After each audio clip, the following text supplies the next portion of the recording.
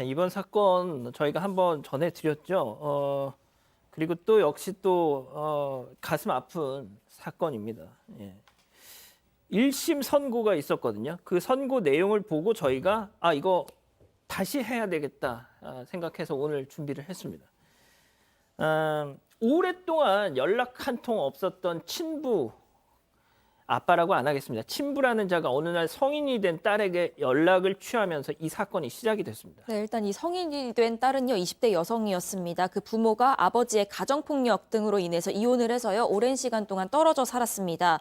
그렇게 이 친부는 10년 가까이 연락이 없었는데요. 이 딸이 21살이 된 지난해 1월에 갑자기 이 대학생도 됐으니까 밥 한번 먹자라면서 연락을 해왔다고 합니다. 당시에도 며칠 내내 한 번만 보자고 연락이 계속 오는 통에 어쩔 수 없이 만남을 수락을 했다고 합니다. 그리고 식사 후에 이 딸한테 자신이 사는 집을 구경시켜주겠다면서 집으로 데려갑니다. 그리고 친부는 이곳에서 이 딸에게 성폭행을 시도했습니다.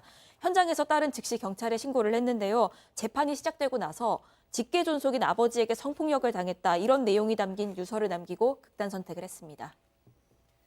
자, 세상을 등진 20대 딸은 유서와 함께 당시 상황이 고스란히 담긴 녹음 파일을 남겼습니다. 세상에. 저희가 1심 선고가 있기 전인 지난번 방송 때만 해도 이거를 방송에서 좀 공개하는 거는 아무래도 좀 무리가 있다고 판단을 했는데요.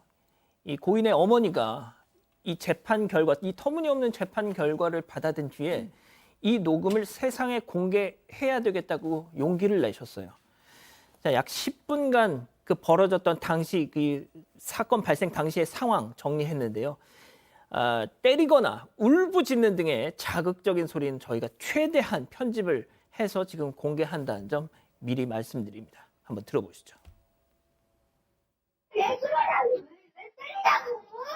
누가 때려 너를?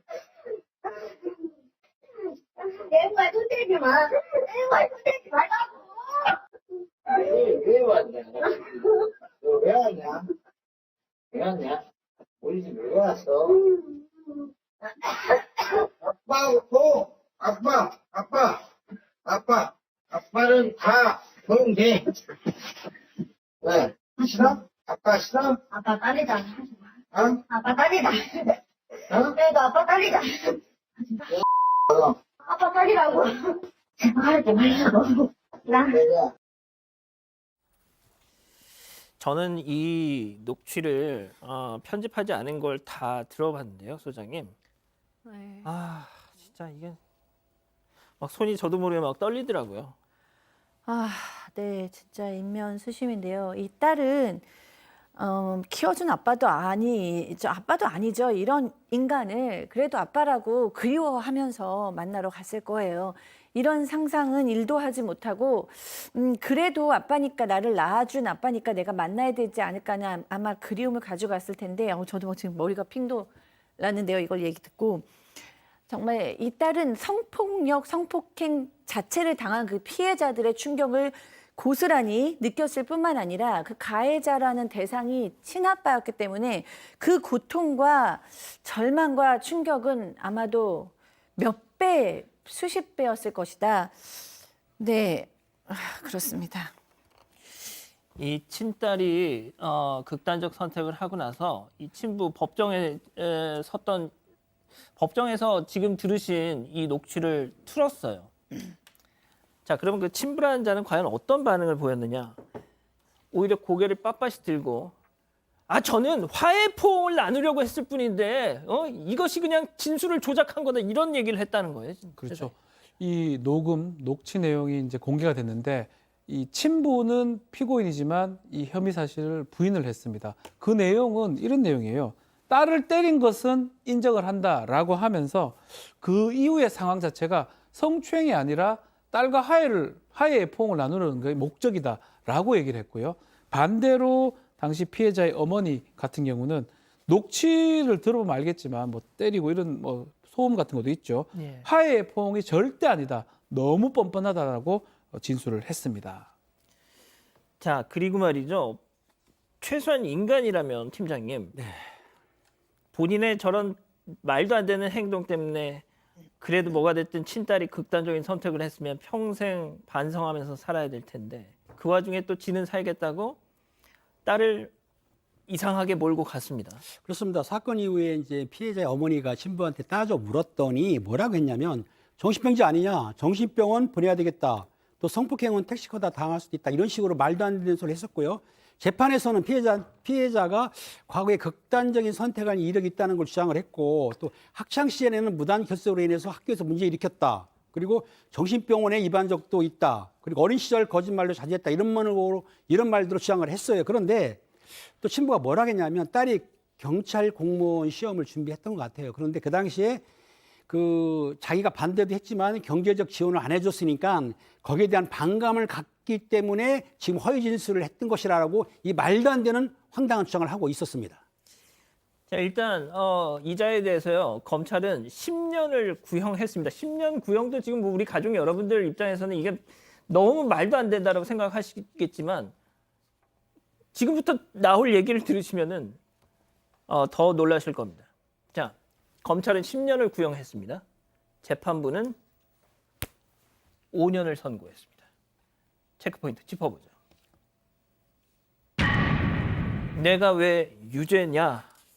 자, 그 5년, 딱 절반 된 5년도 선고되니까 법정에서 온갖 고성을 버럭버럭 지르면서 난동을 부렸다는 겁니다. 그자가. 당시 상황, 이 고인의 어머니 얘기 잠깐 들어보시죠. 반정부터 소리소리 질렀어요. 내가 왜 유죄냐, 나를 죽이려고 작정했다고. 네. 그런 식으로 막 소리소리 지르고 난리 났었어요. 그 4명이 떼밀려 나가는데도 힘이 부딪혀갖고 잘 못 나갔어요. 그렇게 해서 내보내고, 그래서도 이제 문을 닫아져 있는 상태에서도 5분 이상 10분 정도는 소란소란을 막 소리소리 지르고 나는 범죄자가 아니다 막 해가면서 내가 왜 유죄해야 되느냐 난리가 났었어요. 자, 이 기자 법정 분위기 좀 다시 정리해 주시죠. 네, 말씀하신 대로 징역 5년이 선고가 됐는데요. 친부 판결 선고 직후에 재판장을 향해서 왜 내가 유죄냐, 말도 안 된다, 나는 범죄자가 아니다라면서 소리를 지르고 난동을 부렸다는 겁니다. 이날 법정에서 징역 5년이 선고되고 이 모습까지도 피해자 어머니는 고스란히 지켜봤고요. 한참을 흐느껴 울었다고 합니다. 이 어머니에 따르면 너무 속상해서 나오지를 못했고 나도 거기서 뭔가를 이야기했어야 하나 하는데 몸이 벌벌 떨리고 눈물만 나와서 아무런 얘기도 못했다고 전했습니다. 여성단체 회원들도 재판을 방청했는데요. 검찰 구형의 절반에 불과한 크게 낮은 형량이라고 반발했습니다. 자, 그 피해자 어머님께서는 그래도 한 7년형 정도는 나오지 않겠나 이렇게 생각을 하셨대요. 그런데 들으신 것처럼 5년. 그래서 법정에서 지금 혼자 남아가지고 계속 저렇게 벌벌 떨면서 울고 계셨다는 거 아닙니까? 그렇습니다. 구형 자체도 10년인데 아마 이거는 피해자가 이제 이 세상에 없습니다. 녹취 자료라든지 녹음 자료를 바탕으로 지금 친족 간의 강제추행죄로 기소가 됐기 때문에 그것을 기준으로 이제 판단했던 걸로 지금 보이고, 또 재판부가 이렇게 판단한 이유 중에 하나가 우발적 범죄라고 좀 봤던 것 같아요. 피고인의 한 행동을 술에 취해서 우발적으로 저지른 범행이고 폭력 전과는 많긴 하지만 성범죄 전과는 없다라고 봤던 것 같습니다. 이 두 가지 측면 때문에 구형 자체는 10년인데 5년을 선고를 했는데, 자, 지금부터는 네. 박 변호사님의 개인적인 코멘트를 좀 여기까지는 해주세요. 이제 뭐 법원의 이제 판단이긴 예. 한데, 검찰 구형은 사실은 만약에 강간인지 뭐 강제추행인지 이거는 사실은 피해자 지금 없기 때문에 더 할 수는 없는 상황입니다. 그럼에도 불구하고 우발적이다, 자기 친딸한테, 이 부분. 박 변호사님, 그리고 제가 좀 궁금한 것이 술에 취해서 우발적이다. 이게 말이 안 요즘에 되는 이런 걸로 감형을 그러니까 성범죄 같은 경우는 사실은 술에 취해서 주치 감경을 하지 않는 게 이제 일반적인데, 술에 취해서 우발적이다라고 하고 전과가 없었다, 성범 전과가 없었다, 그 이유만으로 형을 이렇게 낮게 절반 정도 선고하는 거는 납득하기 쉽지는 않습니다. 자, 이 따님이 마지막 남긴 유언이 있었답니다. 엄마가 끝까지 싸워달라고. 자, 소장님 마지막으로 좀 정리 좀 해주시죠.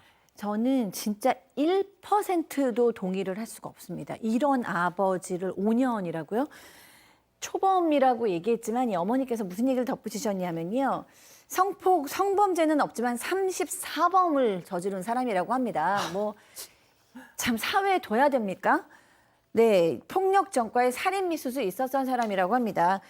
그다음에 술이요. 술로 딸을 폭행한 사람을 가중처벌해도 모자라지 않습니까? 정말 1%도 동의하기 어렵고요. 자기 딸을 성폭행하는 아빠, 그리고 아까 그 녹음 파일에 보면 너 왜 왔어? 너 왜 왔어? 너 왜 오다니요? 아버지 그리워서 아버지 만나러 인간 같지도 않은 아버지라도 보고 싶어서 왔겠죠. 그럼 이 아버지는 계획한 거 아닙니까? 너 왜 왔냐니요? 그럼 성폭행 계획한 거죠. 인정을 할 수가 없고요. 그런데다가 또 사망한 딸에 대한 죄책감도 전혀 없어서 그 사망한 딸이 정신병에 걸렸다, 뭐 예전부터 문제였다 이렇게 얘기하는 사람을 어떤 희망을 가지고 이 사회에 두어야 하는지 저는 또 한 아이의 어머니로서 또 이 세상을 사는 여성으로서 이 항소심과 대법원까지 가는 동안 좀 여론이 새로 좀 형성되고 좀 판사님들도 다시 생각해야 되는 것이 아닌가라는 생각이 듭니다. 예, 전과 34범입니다. 전과 34범. 자, 현재 이 고인의 어머니가 엄벌 탄원서를 받기 위한 준비를 하고 계시대요. 저희가 추후에 소개를 드릴 기회가 생기면 다시 한번 좀 전해드리죠. 자, 이렇게 정리하고요.